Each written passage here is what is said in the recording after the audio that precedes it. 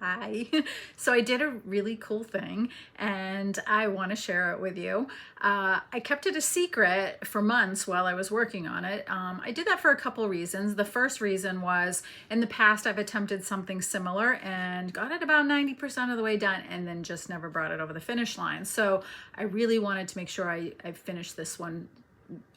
So anyway, I kept it a secret. And then the second reason I kept it a secret is that in the past, that prior example was a good example. In the past, I've sometimes talked about some of my bigger creative projects, the ones that take, longer to create.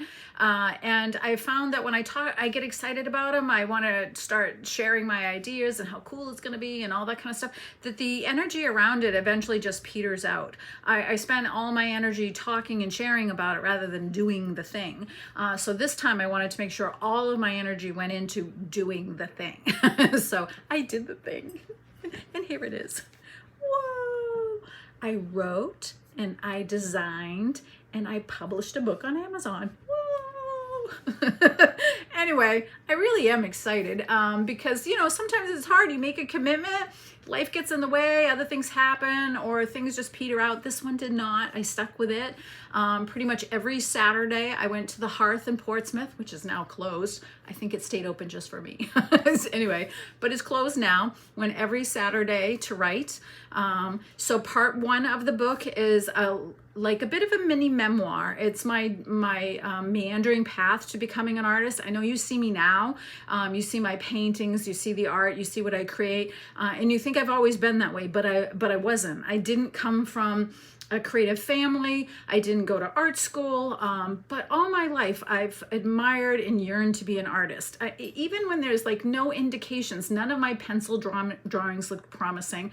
Nothing when I was younger that I did creatively looked like, oh, here's a future artist. It just didn't, but I dabbled in it all my life, my heart, there's just something about it that I enjoy, that brings me peace, that I find fascinating about it. So I just kept getting drawn back to it, but I just didn't feel I had talent.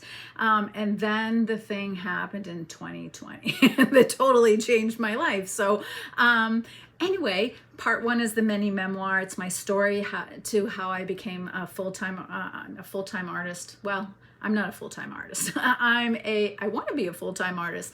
So I am on my path to becoming a full-time artist. I would say I'm a part-time professional artist, but I also have another job that helps pay some of my bills right now. And I do that on purpose so I can create the kind of art that I want to create without having to worry about income while I build the art business, frankly. So anyway, part one is the mini memoir. Part two is every single painting from the Kachina Women series is in here. So one page is a full page of that painting, and the opposite of that page is the metaphysical meaning that I channeled at the time that went along with each of those paintings. So if you love the Kachina Woman series, if you've bought paintings or note cards or prints, you will love this book. All of them are in there.